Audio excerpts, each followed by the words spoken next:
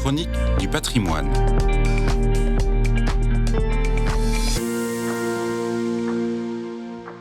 Bonjour, je suis le père Olivier Joncourt, le curé de la paroisse de Gennevilliers dans le diocèse de Nanterre.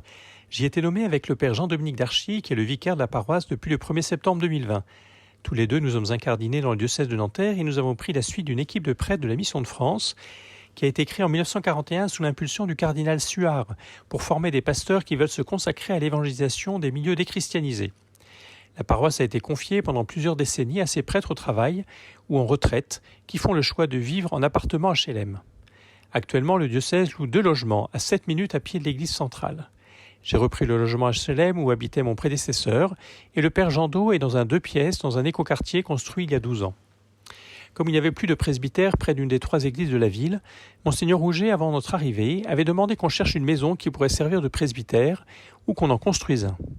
Comme aucune maison ne faisait l'affaire, il a décidé de construire à côté de l'église Notre-Dame des Agnettes, qui est au centre de Gennevilliers, à quelques pas de la mairie et du conservatoire, mais surtout en face d'un grand centre commercial et d'autres commerces, ce qui en fait un lieu de passage et surtout à égale distance des 2 autres églises.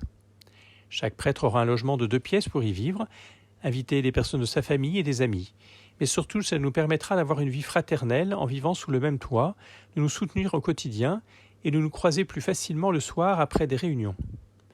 Le chantier a commencé début septembre 2023. Le gros œuvre du bâtiment constitué d'un rez-de-chaussée et de 2 étages est presque fini. Nous devrions pouvoir emménager fin août 2024.